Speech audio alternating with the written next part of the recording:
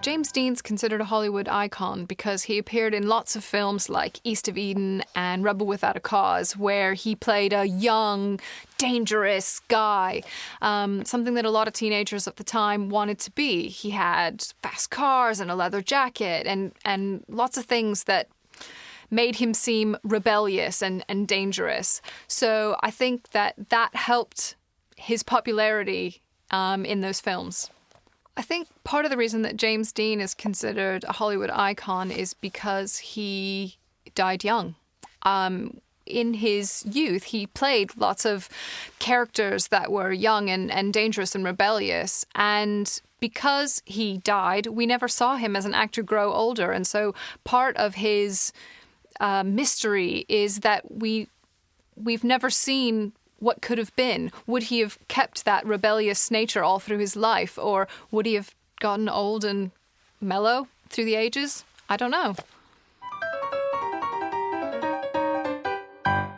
The story of Elizabeth Taylor is an interesting one because she started out as a child actress, and then she became an adult actress, famous for her beauty and her beautiful eyes. Many people think that Cleopatra was her best film, but for me, her greatest performance was in Who's Afraid of Virginia Woolf. Who's afraid of Virginia? She was the first movie star ever to be paid $1 million for her role in a film. She's been married 7 times. Sorry, no, I think that's 8 times to 7 husbands.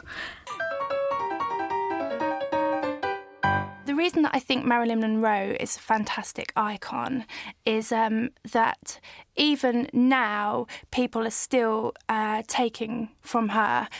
People like Madonna, Kylie, you know, they were inspired by Marilyn Monroe. I think the best film that Marilyn Monroe did was Some Like It Hot, and she actually won a Golden Globe. Everyone talks about Marilyn Monroe as this icon. And of course she was very, very beautiful and had a very tragic existence, of course, and very, very brief. But my personal only experience of Marilyn Monroe has been watching Gentlemen Prefer Blondes. And I think it was a very long time ago, so I'm not sure if I got this right. But what I noticed about that film, which I found really funny, was she had this way of just like going up to a guy and saying, like, asking a really banal question in a very, very husky voice. And not... She would never stop moving her lips. Even when she was not talking, she would still move her lips. So she'd go up to someone and she'd say, like, "Excuse me, sir, can I use the bathroom?" Like this. And, like, forever moving her lips. And I couldn't understand it. And, like, as like a guy growing up in the 20th century, you know, it's the 21st century now, I don't understand how that works. But it would leave all these guys in these films absolutely flabbergasted. I mean, they go crazy. And, like, you know, I'm sure back in the 50s, like, it was absolutely outrageous. But now it's like, I just find it funny. I think Marlon Brando is such a fantastic actor and rightly called a Hollywood icon because of the range of roles that he's played. You know, he's been in Hollywood since his teens and stayed there making great films all the way through to, you know, his 50s and his 60s.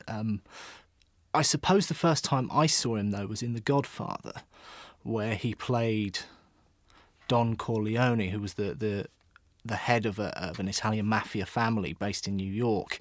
And it was such a quiet and sinister role. He had this gentle, serene look about him, but at the same time, the words that were coming out of his mouth and the things that he would do were quite shocking. It was a very disturbing film to watch. Well, the thing that struck me most about Marlon Brando is that when you watch a lot of his movies, the ones I think especially made in the 50s when he started out, it's very striking that often the other actors are fairly bad. They're fairly poor actors. I remember very distinctly, I think even Streetcar Named Desire, thinking, wow, this is really corny. And then the moment Brando steps onto the scene, it's, oh, now it seems natural.